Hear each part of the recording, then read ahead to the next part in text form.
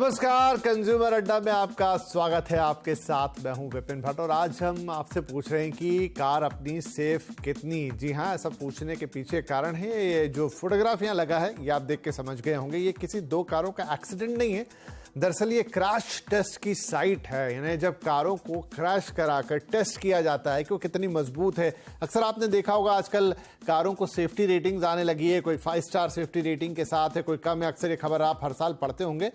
अब इसमें इंपॉर्टेंट ये है कि ये सेफ्टी रेटिंग्स, ये टेस्टिंग इंडिया में ही शुरू हो गई है और खास बात ये है कि वो इंडियन कंडीशंस के मुताबिक डिजाइन की गई है।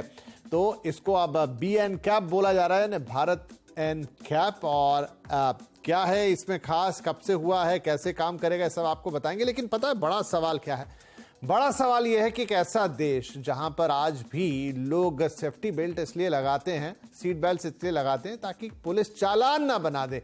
तो वो अवेयरनेस बहुत ज़रूरी है साहब कि आपकी जो कार है वो कितनी सेफ है, कितने सेफ्टी फीचर्स हैं, वो किस तरीके से काम करते हैं। तो जब आप कार खरीदते हैं तो ये डिसीजन मेकिंग में बहुत काम आता है, क्योंकि कार वैसे कितनी सुंदर दिखे, उसका रंग कौन सा लेंगे, पहिए कैसे लेंगे, अंदर की स्क्रीन कैसी आएगी, कौन सा वर्जन लेंगे, लेकिन सेफ्टी पे ज़्यादा बात होती नहीं है। लेकिन जिस दिन ज़रूरत पड़ती है उस दिन यही चीज़ें आपकी कीमती जान बचाती है। तो अब भारत में इस टेस्ट शुरू हो गया है, इसके क्या मायने हैं, इस पर और कार की सेफ्टी पर विस्तार से बात करेंगे। कुछ खास मेहमान हमने आज बुलाया आपके लिए, लेकिन उससे पहले आपको बताते आइए कि भारत NCAP क्या है और कैसे काम करेगा। चलिए थोड़ा ग्राफिक के जरिए आपको समझाते हैं। तो भारत NCAP 1 अक्टूबर से ये चीज शुरू हो चुकी है। भारत में कारों की क्रैश टेस्टिंग शुरू हो गई है। NCAP यानी कि न्यू कार असेसमेंट प्रोग्राम आगे लग गया भी, तो ये Bharat new car assessment programme है। अभी ऐसे दुनिया में 4 अलग अलग प्रोग्राम्स हैं, भारत 5वां है। हमें अपनी कारें टेस्ट कराने के लिए दूसरे देशों में भेजनी पड़ती थी, अब जरूरत नहीं होगी। क्रैश टेस्ट के आधार पर इनको सेफ्टी रेटिंग मिलेगी। और ये देखिए, वो उसी तरह से जो आप वीडियो अभी तक देख रहे थे, ग्लोबल NCAP के स्टैंडर्ड पे ही हमने GNCAP अभी तक एक होता था, और भी है, यूरोपियन है, लैटिन अमेरिकन है, लेकिन ग्लोबल NCAP को सबसे स्टैंडर्ड मानते हैं। उसी स्टैंडर्ड पे BNCAP बनाया गया। कारों की 1 से 5 तक सेफ्टी रेटिंग्स या स्टार रेटिंग्स, जैसा आप सब जानते हैं। अब ये 2 तरीके से होती है। एक तो एडल्ट्स के लिए होती है, यानी कार में अगर एडल्ट बैठे हो तो, और साथ में अगर बच्चे बैठे हैं कार के अंदर और उनका ऐसा क्रैश हो जाए तो इम्पैक्ट के कारण उनके ऊपर क्या इम्पैक्ट आएगा, टक्कर के कारण उनके ऊपर किस तरह की चोट पहुंचेगी, वो ये सब बताएगी। तो आपकी कार या कार अपनी सेफ कितनी, आज इसी पे बात होगी। और इस कार्यक्रम में हमारे साथ शामिल हो रहे हैं कुछ खास मेहमान। कार्यक्रम में हैं ऑटो एक्सपर्ट टूटू धवन साहब, एवलॉन कंसल्टिंग के पार्टनर शुभव्रत सेनगुप्ता जी और टैक्स रोड सेफ्टी के प्रेसिडेंट अनुराग कुलश्रेष्ठ। आप सभी का बहुत बहुत स्वागत है। तो सर, मैं सबसे पहले तो आपसे यही सुब्रत जी यही पूछना चाहूँगा कि जैसा मैंने कहा कि इस समय 4 अलग अलग तरीके की सेफ्टी एजेंसीज थी दुनिया में, ये 5वीं है as far as I know, ये भारत NCAP। इसका क्या फायदा होगा? और कहा यह जा रहा है कि इसको इंडियन कंडीशंस के हिसाब से बनाया गया है, तो वो कैसे? तो मेजर फायदा यही होगा कि अभी तक मैन्युफैक्चरर्स जो NCAP रेटिंग के लिए भेजते थे वो बाहर भेजते थे, मोस्टली यूरोप भेजते थे NCAP रेटिंग के लिए, GNCAP रेटिंग के लिए। अभी वो भारत में ही होगा। पुणे, मानेसर, चेन्नई, सभी जगह वो अवेलेबल होगा। सेकेंड ये होगा कि अगर इंडिया में अवेलेबल होगा तो शायद और ज्यादा OEMs इसको इस्तेमाल करेंगे और ज्यादा मॉडल्स टेस्ट करवाएंगे, और जिसकी वजह से अवेयरनेस और बढ़ेगा, राइट। तो ये दोनों तो डायरेक्ट फायदा है। और जैसे और सारे मॉडल्स अपने सेफ्टी रेटिंग्स लेके एडवर्टाइज करेंगे तो मीडिया भी उसके बारे में बात करेगा, तो उस पे लोगों को अवेयरनेस बढ़ेगा।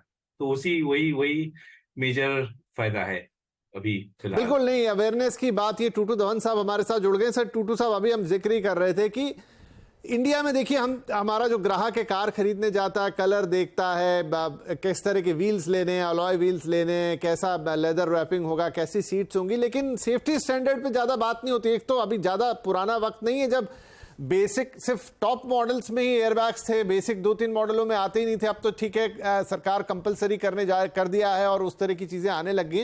लेकिन कितनी जरूरत है हमारे यहाँ सेफ्टी अवेयरनेस को जगाने की, और जो BNCAP प्रोग्राम है इससे वो लोगों के जहन में कितना बैठेगा कि भाई सबसे पहले तो मुझे देखना है कि मेरी कार की सेफ्टी रेटिंग क्या है, बाकी चीजें तो मैं बाद में देखूंगा। देखिए भट्ट साहब, आपका ये जो क्वेश्चन है ये एक मल्टी प्रॉन्ग क्वेश्चन है, जिसका एक आंसर भी ऐसा ही आपको मैं दूंगा। वैसे तो शायद आप मेरे को कहेंगे बहुत नेगेटिव माइंडेड इंसान है ये, but yes I have some reasons to be negative. हमारे हिंदुस्तानी जो है वो सबसे पहले तो पैसा देखते हैं, वो सेफ्टी नहीं देखते। देयर वाज अ टाइम जब हमारी नई नई मारुति यहाँ पर आई थी तो एक शीशा रियर व्यू मिरर लगा होता था, आउटसाइड रियर व्यू मिरर, और दूसरे लगाने लगे तो उसके पैसे लगाए तो उन्होंने कहा जी ये उतार लो। उसके बाद दूसरी बात हुई तो उसके सीट बेल्ट का मशवरा आया तो उन्होंने कहा जी वो 800 रुपये फालतू लगते हैं, वो भी आप उतार लो, हमको वो भी नहीं चाहिए। अब हम उनके ऊपर, कस्टमर्स के ऊपर जबरदस्ती एक एक्सपेंस डाल रहे हैं, वो है एयर बैग्स का। अब सबसे पहले तो हमारे पास एक एजुकेशन होनी चाहिए लोगों की, और एक डिसिप्लिन होनी चाहिए कि आप वो जो एयर बैग लगा रहे हैं उसका फायदा किसको होगा। जब तक आप सीट बेल्ट लगाने की आप आदत नहीं डालेंगे गाड़ी के अंदर तो वो एयर बैग नहीं डिप्लॉय होंगे और वो एयर बैग का कोई फायदा नहीं होगा। आपने देख ही लिया पिछले 1.5 साल के अंदर जो एक्सीडेंट्स, रोड एक्सीडेंट्स हुए हैं, जिसमें हमारे बहुत एक एजुकेटेड इंडस्ट्रियलिस्ट साइरस साहब भी चले गए थे, उन्होंने भी सीट बेल्ट नहीं लगा रखी थी और आगे के एयर बैग डिप्लॉय हो गए थे, पीछे के एयर बैग उनकी गाड़ी के नहीं डिप्लॉय हुए थे। सो ये सब चीजें जब तक हम एजुकेट कस्टमर को नहीं करेंगे कि एयर बैग लगाने का फायदा क्या है और वो कब काम करेंगे, it is of no use. आप चाहे उसके अंदर 6 एयर बैग्स लगाइए, चाहे 8 लगाइए, चाहे 10 लगाइए, जब तक आप किसी को समझा नहीं सकेंगे इनका फायदा क्या है और उसका कब को ट्रिगर ऑन करेंगे, तब तक वो कोई फायदा नहीं है उनको लगाने का और ऐसे पैसे वेस्ट करने का। नहीं टूडू साहब, मैं ना आपको नेगेटिव कहूंगा, और आपका जो गुस्सा है वो बिल्कुल जायज है, और यही लक्ष्य है आज के कार्यक्रम का कि इस बात को आप आगे लेकर जाएं कि सेफ्टी इज द प्रायोरिटी और उसी पर आपको ध्यान देना है, सीट बेल्ट लगाना है, नहीं तो आपके एयरबैग्स ही, आप कितनी बड़ी कार ले लेके एग्जांपल दे ही दिया टूटू साहब ने अभी, वो बहुत महंगी कार रही होगी मिस्त्री साहब की, लेकिन फिर भी जान नहीं बचा पाई। क्यों? क्योंकि शायद हमने पूरे प्रोटोकॉल्स फॉलो नहीं किए, सीट बेल्ट लगाए नहीं तो एयरबैग।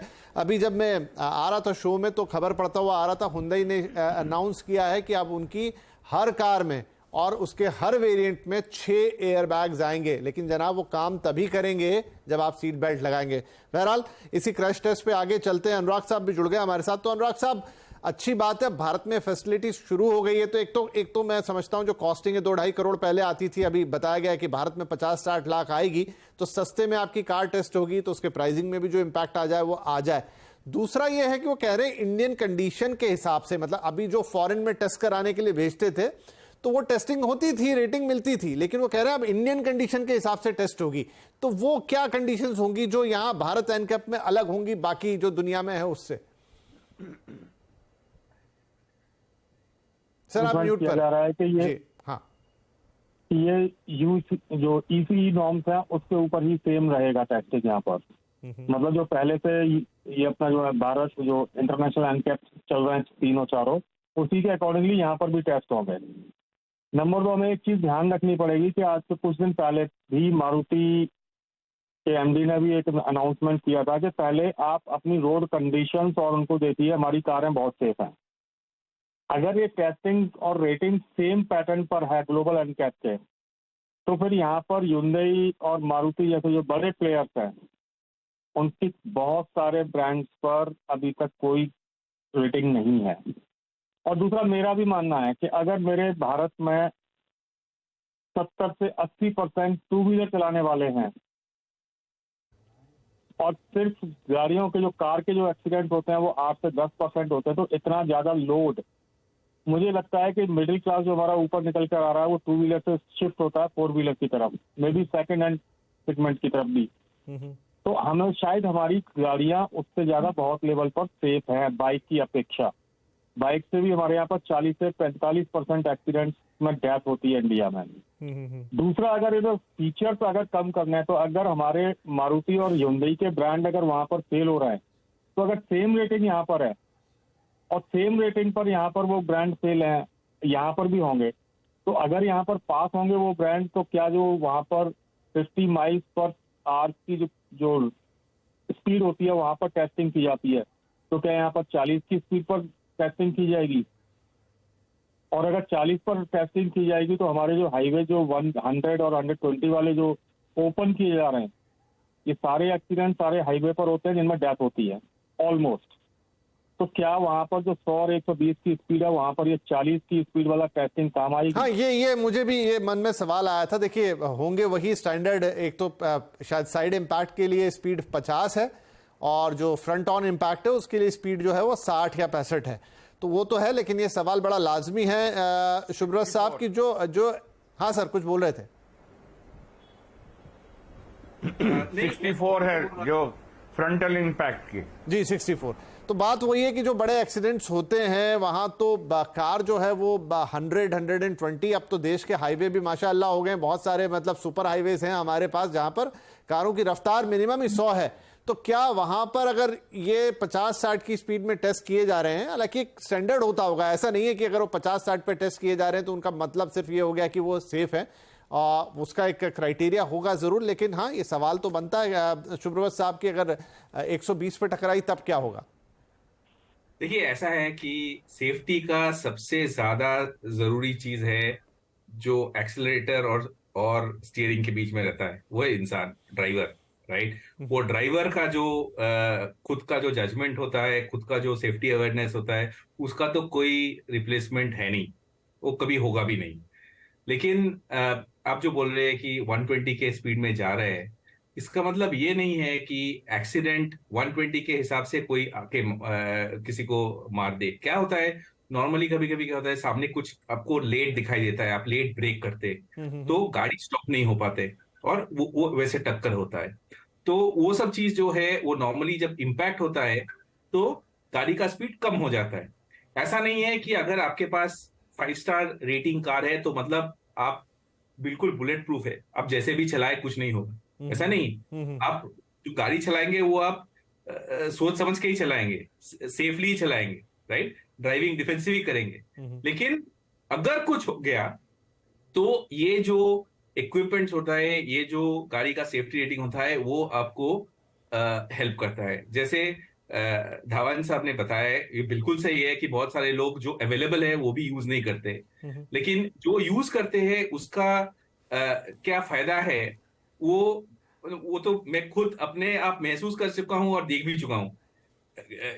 मेरा एक बार एक एक्सीडेंट हुआ था जिसमें गाड़ी पलट गया था और कि हम सीट बेल्ट पहने हुए थे, मेरे और मेरे वाइफ को दोनों को बिल्कुल खरोच भी नहीं आया। एक्चुअली हम वो ट्रिप कंप्लीट किए, उसके बाद गाड़ी पूरा पलट गया था 180 डिग्री। तो ऐसा है कि अगर मेरे को ये मानना है कि अगर ऐसे 1-2 इंसिडेंट्स आप देखें आपके दोस्तों में, परिवार में हो, तो जरूर उसके हिसाब से अवेयरनेस बढ़ता है।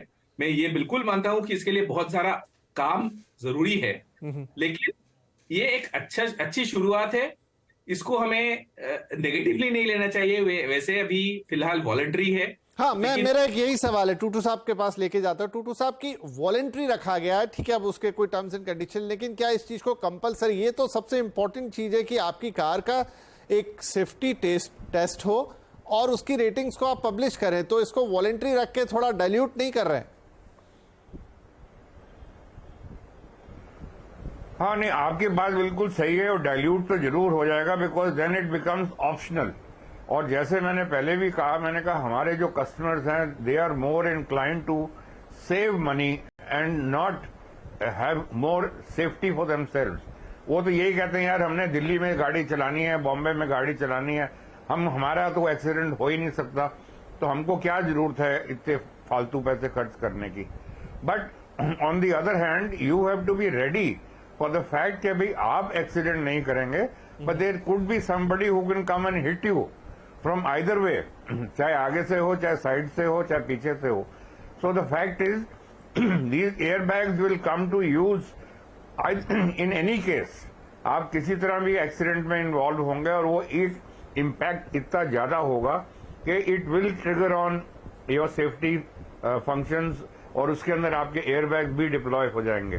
तो द फैक्ट ऑल्सो रिमेन्स कि इसके साथ जो पैसेंजर्स बैठे हुए हैं अंदर उनको डेफिनेटली एक सेफ्टी कोकून मिल जाएगा जिसके अंदर उनको ये they will not get hurt, जैसे हमारे पैनलिस्ट साहब ने कहा है। जी, एक छोटा सा सवाल मैं यहाँ पर और जोड़ लेता हूँ। टूटू साहब, मुझे बताइएगा, आपने जो कहा कि मैंने अभी कुछ दिन पहले एक अनफॉर्चुनेटली एक एक्सीडेंट देखा जहाँ एक स्टेशनरी कार में आके एक बड़े से ट्रक ने टक्कर मारी। तो आप जो कह रहे हैं कि अगर आपने कार के अंदर बैठे हैं, आपकी गाड़ी स्टेशनरी भी और सामने से कोई इम्पैक्ट मारता है, क्या तब भी एयर बैग्स डिप्लॉय होते हैं?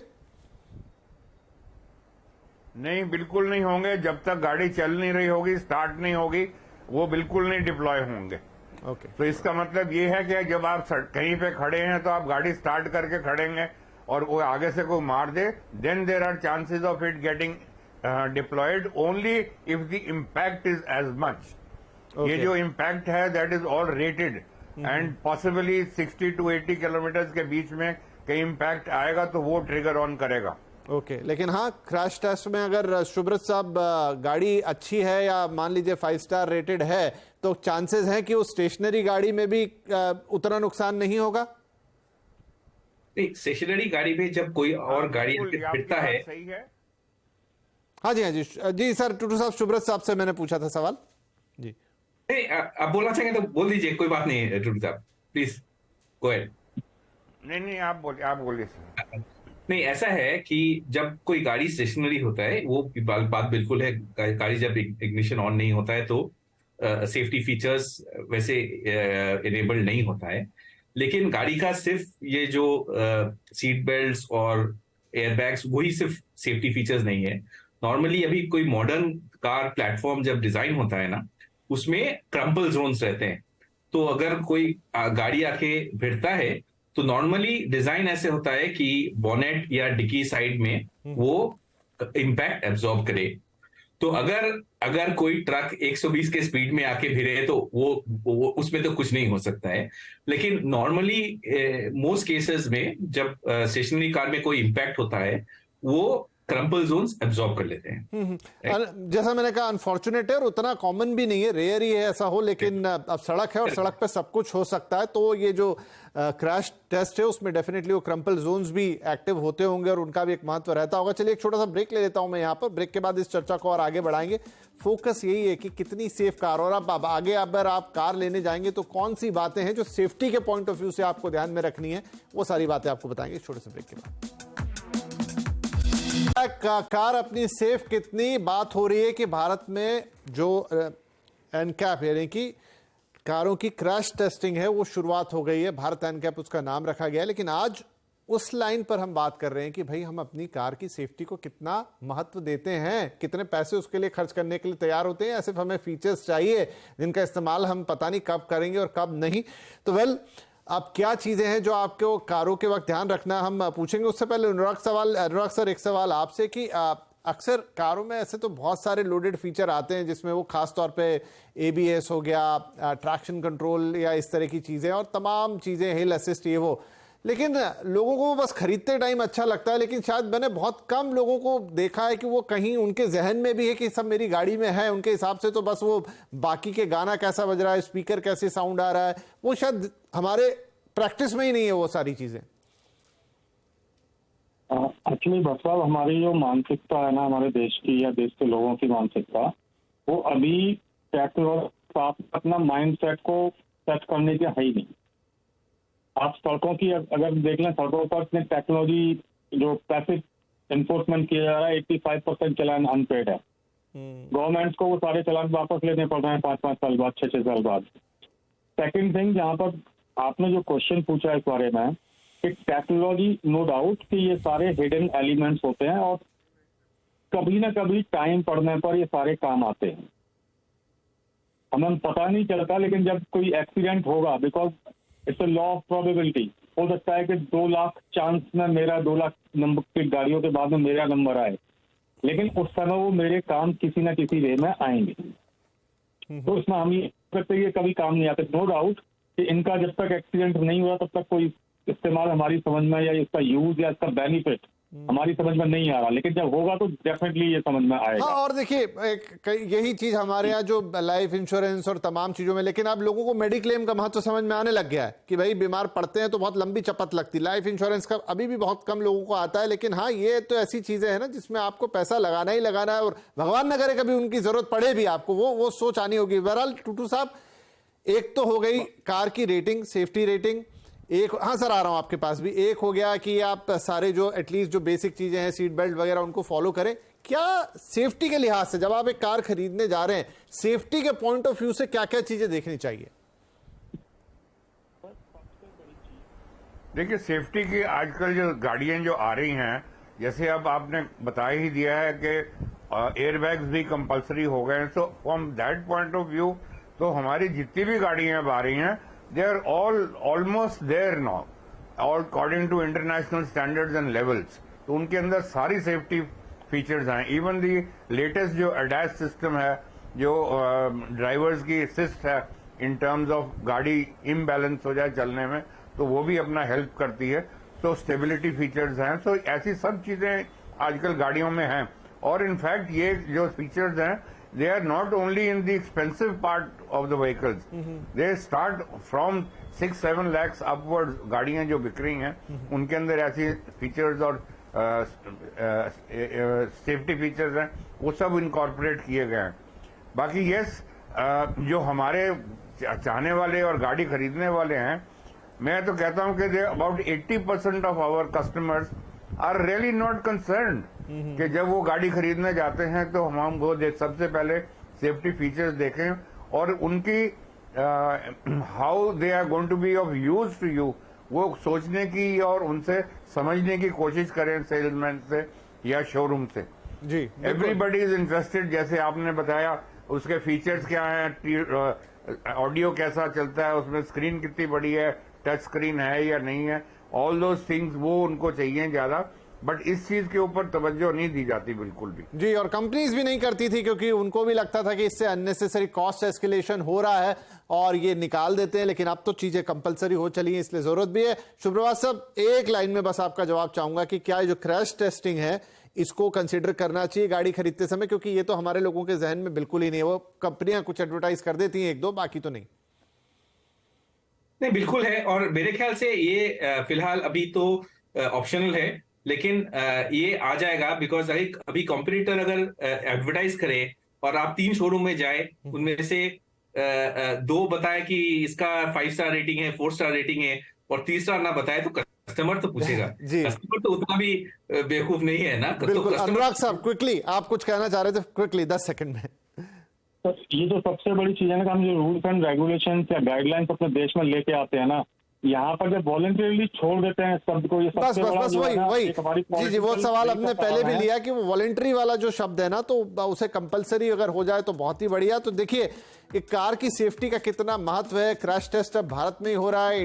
दावा है कि इंडियन कंडीशंस के हिसाब से सस्ता पड़ेगा, तो शायद कार की कॉस्टिंग भी उससे नहीं बढ़ेगी, और कंपनियां उस रेटिंग को प्रमोट भी करेंगी, और आपको भी वही कार लेनी चाहिए जो सबसे सुरक्षित हो, क्योंकि एक ही बार 2 बार कभी ऐसे मौके लगेंगे, लेकिन वहां पर ही आपकी जो कीमती जान है, आपकी जो कीमती अंग है, बात यह नहीं कि जान ही चली जाए किसी की, लेकिन एक्सीडेंट होता है तो 10 तरह के दूसरे हार्म होते हैं बॉडी को, वो क्यों होने चाहिए। आप पूरी तरह से सेफ रहें, वैसे ही कार खरीदें। इसलिए सेफ कार को बिल्कुल दिमाग में रखें, सारे फीचर बाद में, सबसे पहले सेफ्टी फीचर चेक करें और उनका इस्तेमाल भी करें। बहुत शुक्रिया आप तीनों मेहमानों का इस कार्यक्रम में शामिल होने के लिए।